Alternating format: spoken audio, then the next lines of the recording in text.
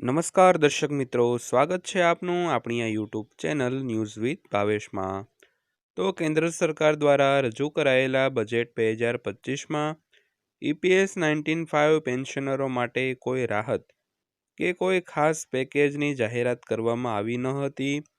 તો 78 લાખથી વધુ EPS 19 પેન્શનરો વર્ષોથી લઘુત્તમ પેન્શન વધારા અને જીવન નિર્વાહ માટે નાણાકીય સહાયની માંગ કરી રહ્યા છે, પરંતુ આ વખતે પણ સરકારે તેમની માંગણીઓને અવગણી છે।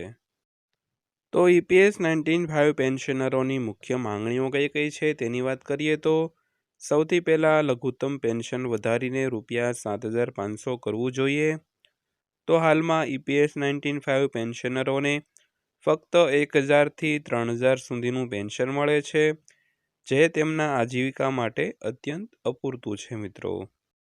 ત્યારબાદ વાત કરીએ તો મોંઘવારી ભથ્થું લાગુ કરવું જોઈએ। તો ફુગાવો સતત વધી રહ્યો છે, પરંતુ EPS 19 પેન્શનમાં કોઈ મોંઘવારી રાહત આપવામાં આવતી નથી, જેને કારણે પેન્શનરો નાણાકીય સંકટનો સામનો કરી રહ્યા છે। ત્યારબાદ વાત કરીએ તો મફત તબીબી સુવિધાઓ પૂરી પાડવી જોઈએ। તો મોટાભાગના પેન્શનરો વરિષ્ઠ નાગરિકો છે અને સ્વાસ્થ્ય સમસ્યાઓથી પીડાઈ રહ્યા છે, પરંતુ તેમને મફત આરોગ્ય સંભાળ સુવિધાઓ મળી રહી નથી।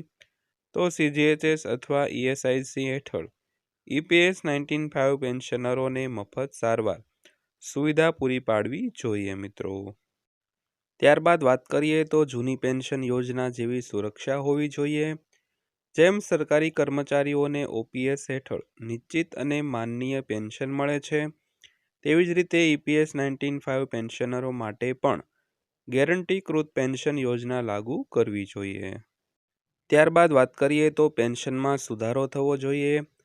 તો છેલ્લા 30 વર્ષથી EPS 19 પેન્શનમાં સુધારો કરવામાં આવ્યો નથી, જ્યારે સરકારી કર્મચારીઓના પેન્શનમાં દર 10 વર્ષે વધારો કરવામાં આવે છે। ત્યારબાદ વાત કરીએ તો સરકારનું વલણ EPS 19 પેન્શનરોને રાહત કેમ નથી મળી રહી। તો EPS 19 પેન્શનરો છેલ્લા ઘણા વર્ષોથી આંદોલનો કરી રહ્યા છે, પરંતુ દરેક બજેટમાં તેમની માંગણીઓને અવગણવામાં આવી રહી છે। તો પાછલા વર્ષોમાં સરકારે શું કહ્યું હતું તેની વાત કરીએ તો સુપ્રીમ કોર્ટે EPS 19 પેન્શન વધારવાનો આદેશ આપ્યો હતો, પરંતુ સરકારે હજુ સુધી તેનો સંપૂર્ણ અમલ કર્યો નથી। તેમજ પેન્શન સુધારણા અંગે ઘણી ઉચ્ચ સ્તરીય બેઠકો યોજાઈ હતી, પરંતુ હજુ સુધી કોઈ નક્કર નિર્ણય લેવામાં આવ્યો નથી। ત્યારબાદ સરકારનો તર્ક છે કે EPS 19 સુધારાઓ સરકારી તિજોરી પર મોટો નાણાકીય બોજ નાખશે, પરંતુ પેન્શનરો કહે છે કે આ તેમનો અધિકાર છે, જે તેમને કોઈપણ સંજોગોમાં મળવો જોઈએ। તો શું EPS 19 પેન્શનરોએ હવે આંદોલન વધુ તીવ્ર બનાવવું પડશે?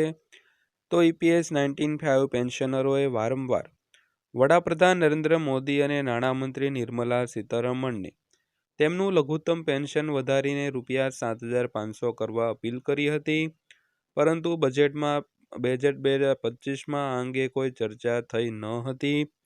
તો હવે EPS 19 પેન્શનરોએ ફરી એકવાર રાષ્ટ્રવ્યાપી આંદોલન માટે તૈયારી કરવી પડશે।